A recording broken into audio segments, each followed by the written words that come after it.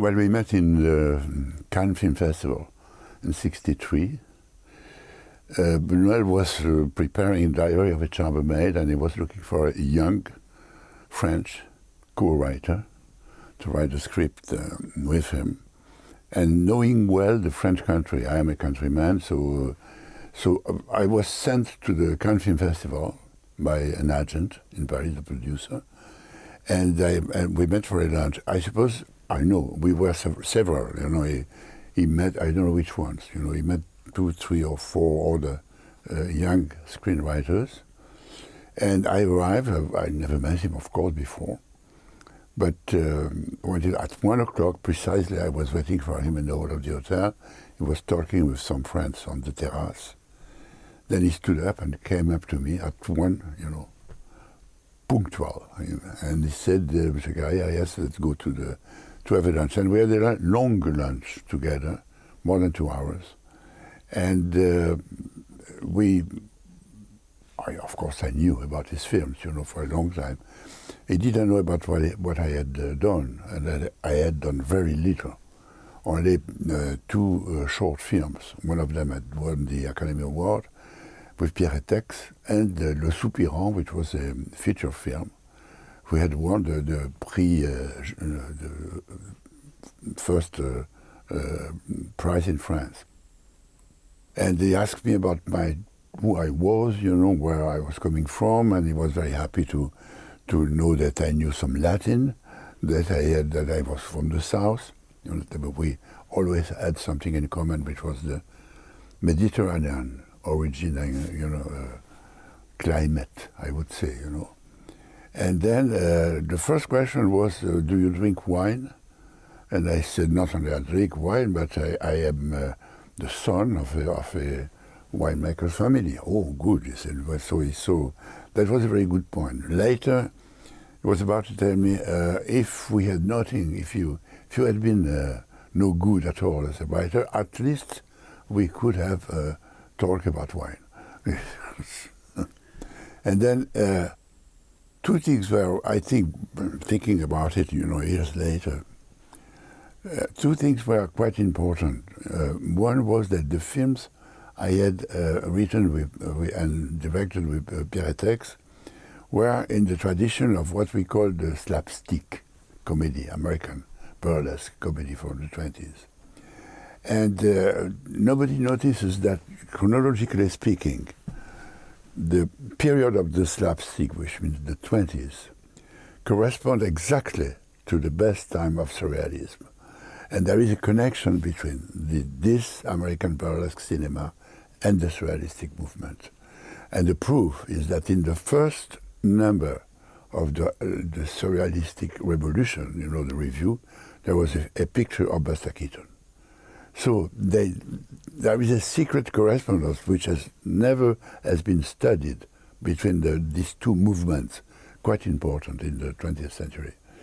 And then also he was very happy to know and to learn that. And the second was that I had written the text of a documentary about the sexual life of animals. And what I didn't know at the time, and I know now, is that when Buñuel was a student in Madrid, he was studying entomology, and he knew everything about insects. Until the end of his life, he could name, with his Latin name, any insect we would meet anywhere. So that was the basic. So the 2 things, slapstick and the sexual life of animals, at least we had something we could talk about. Then that were the 2 common points that we had at the very beginning on the first day. And then he said, hello, very pleased to meet you. And a week later, the producer of the film, Serge Silberman, called me and said, prepare your things, you are leaving to Madrid tomorrow.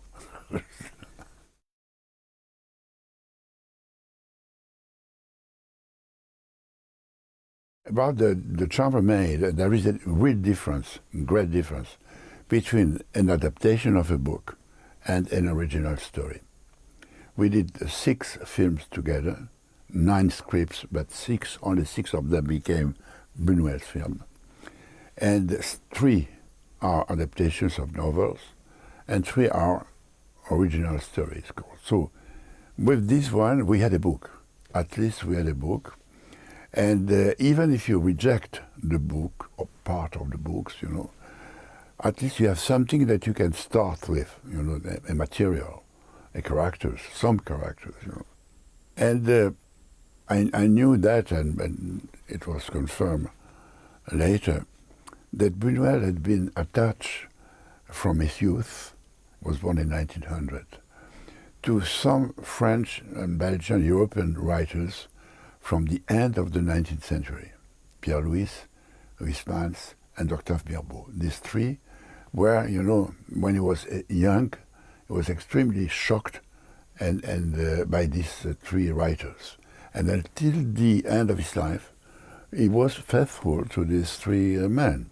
And the last film he made, that obscure object of desire, is an adaptation of a Pierre Louis novel, La Femme et le Pantin, the Woman and the Puppet.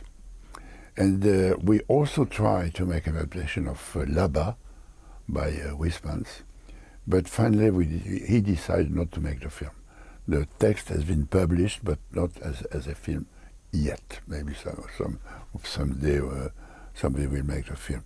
So these 3 writers were important, and Mirbeau was the French writer, very famous in his time, a polemist, and very strong man, and very, the style, the writing of Mirbeau is quite, for the period he was writing, it's quite open, almost vulgar, at some moments, quite strong.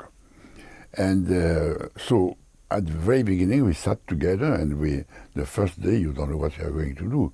You have to get used one to the other, and the best way is to talk about who are you, what did you do, what was your father doing, But one thing was quite important. When I arrived to Madrid, important, it's not a word, but open a door between us. When I arrived to Madrid, I had a British car, a convertible, used car, which broke down completely, So I tried to have it repaired in a Spanish village.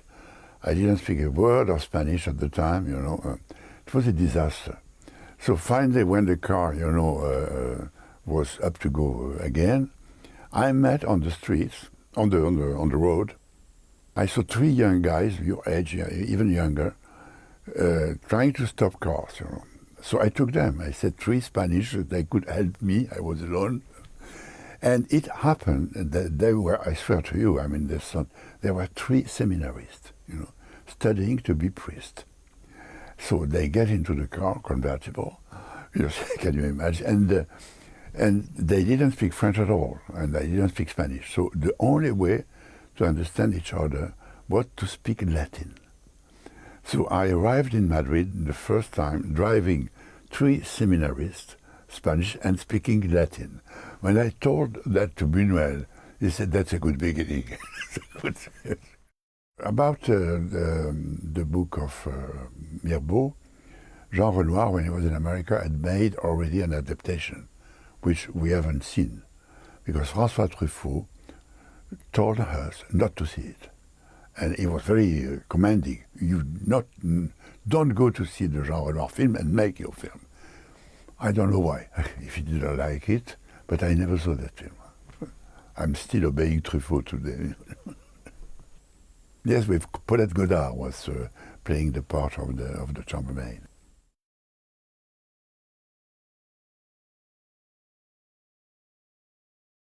I was a great fan of his film. I was going to the Cinematheque and all the cine clubs for a long time already, and I had seen all the films that it was possible to watch at the time.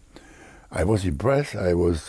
But we had met already once in Cannes, and the man was, very smiling, funny, making jokes all the time, but of course it was Buñuel already. He had won the Palme d'Or, the Golden Palme in Cannes, and I had a tendency at the beginning, in the first 2 weeks, the first 2 weeks, a tendency to say yes to whatever he was proposing. We had a common idea. We had to put in different episodes of the novel in one family. That was a common idea that we had already in Cannes. But nevertheless, it was quite difficult to speak and write. First of all, he decided not to keep the story by the turn of the century, but to make it closer to us in the time he was already in Paris, in the 30s. So that was the first decision. And then, of course, I was tempted, admiring him very much, to say, oh yes, that's a very good idea. So about 10 days, after my coming, Silberman, the producer, came to Madrid and invited me to a dinner without Chris, which was very strange because usually we had everything, breakfast, lunch and dinner together.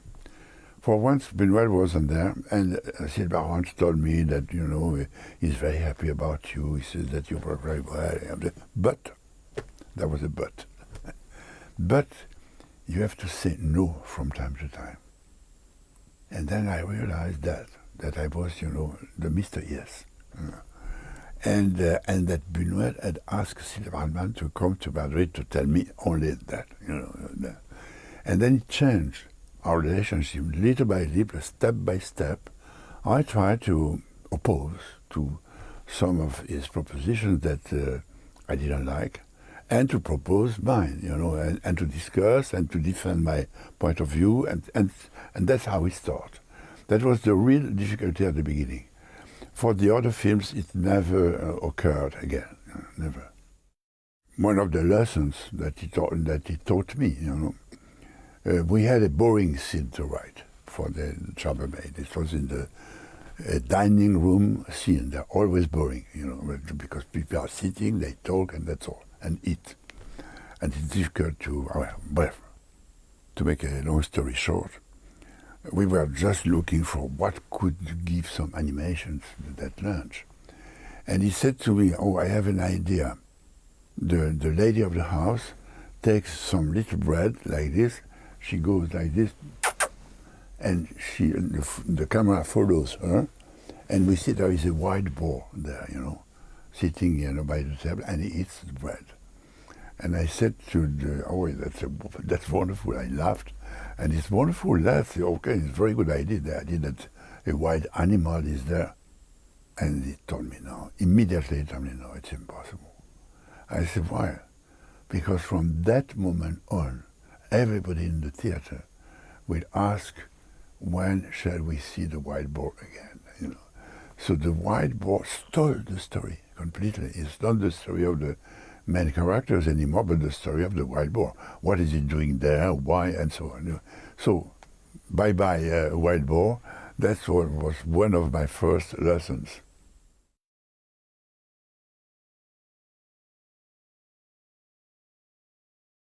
Two things were important. The depicting of a bourgeois family in the country, not in Paris, with all the traditions, all the manners, all the, what things that have to be said, and some of the things that you cannot say or do, And the more we went, the atmosphere of that family was looking like a morass, like a strange world. The characters, and there is no one to whom you can feel attracted. The only one is the Chambermaid, who came from Paris. When you write a film, you don't know at the beginning what you are going to write. If not, it wouldn't be necessary to write. Writing a film is discovering a film, step by step, instant by instant, line by line, and of course every line can change the characters and in their relation. So little by little we find out that we were writing a black film about that period, the 30s, when the films of Buñuel were prohibited in Paris by the Préfet Chiappe, police prefect, with his name appear in the film, and that it was portraying, depicting the grey-black atmosphere of a bourgeois country family in France at that time, which is the basis of French civilizations anyway. If France brought something to the history of humanity, it's bourgeoisie. No doubt. Even the English too, but the English are more aristocratic. Their ways are different, and in a way, Diary of a Chambermaid at that time, we couldn't know anyway, was preparing the way to the discreet charm of the bourgeoisie.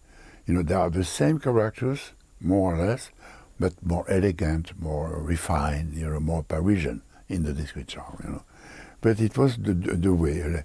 And also another thing is that Buñuel was born in 1900. He used to say, when he was asked about his age, he used to say, I go with the century. Voy con el siglo, in Spanish, which is very beautiful in Spanish, voy con el siglo. So it's very easy to know how old he was in 1923 when he did, he was 23. And he was also terribly attached to the time of his childhood, before the First World War in Spain. And he always considered he was, at least for his milieu and family, a golden age. And he didn't want to touch, to attack, criticize, even to depict this golden age. That's why, one of the reasons why he put the story in the 30s. It's not the only reason, but it was one of the reasons. And because it was a time when he was already living in Paris, he knew the Paris language, the Paris customs and ways of life, and he was not, spitting, as he used to say, on his childhood.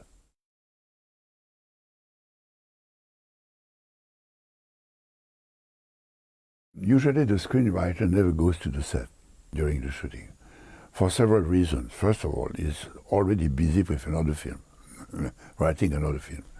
And if he goes to the set, which happened to me, of course, several times, he's already welcome. Hello, how are you? Everybody comes, or the actors come to kiss him and says such a pleasant. And the director is looking at his watch, because he's losing time. It's like a tourist visiting and not only a tourist, but a tourist who came to check if the lines are correctly pronounced, and then. So that's why I used not to go. And plus, it's boring, But at the end of the writing for this film, he said, "Would you like to play the priest in the film?" I said, "I'm not an actor. I just, play some little parts in the Pierre film because we had no money to pay an actor. So I was disguising myself, and playing some very little parts." And he said, "But yes, I agreed to try." He said, "You are not an actor," he said to me, "but when we were working on the scenes with the priest, you were excellent as a priest. So, when you work together, of course you play, you act. It's absolutely necessary. You have to, at least, to have a first impression of what the film is going to be." So, and he told me that. So I said, "Okay, let's try." And finally, I did it. Jeanne Moreau was in the project since the very beginning. She was a great star at that time, and I didn't know her. I never met her. It was I was working in the movies for 2 years. That's all, when we met. And once I went to the shooting in the countryside. It was winter time, I remember, and everybody was there waiting for Jeanne Moreau to come. And she arrived, going out of the house with somebody, a woman with her, taking out the clothes, ready to shoot. among the 20, 25 people who were there, I was the only one that she had never met before. She came directly to me, directly to me. She said, Jean-Maud. So we were friends immediately, you know what I mean? In fact, forever until today. And after that, one day, a few weeks, I can't remember exactly when it was, but let's say 2 or 3 weeks later, she came to see me and she said, listen, I worried because Buñuel doesn't give me any indication of how I should play, I should act, He tells me you go from this point to this point, you stop, you look right, you have, and you say, and that's what he said, He said the movements, how I look, and that's all. And I'm afraid, she said, I'm afraid he doesn't like what I'm doing at all. So I went to Buñuel, It happens very often that the screenwriter is the go-between between the actors and the director. Sometimes they don't speak to each other. Relations are so tense.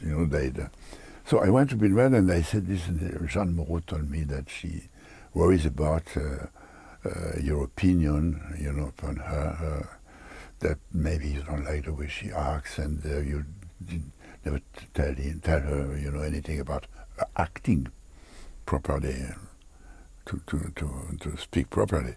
And Buñuel told me, but what could I tell her? She teaches me things about her character. Elle m'apprend des choses sur son personnage. That's very beautiful. When a great director like Buñuel was taught already a lot about the characters, of course, is shooting, and then the actor or the actress, brings him new things about. That's very beautiful. And so I told Jean-Maud, don't worry, it's okay. And they were very good friends until the end. We were supposed to make another film together with Jean-Maud, which was The Monk. The Monk Lewis from the British novel from the 18th century. We wrote the script, which was one of our favorite scripts, but the film could never be shot because the two producers, broke, and there was no money. It's sordid stories, of money. And the film doesn't exist, and that's a pity. It's a film that I like more and more.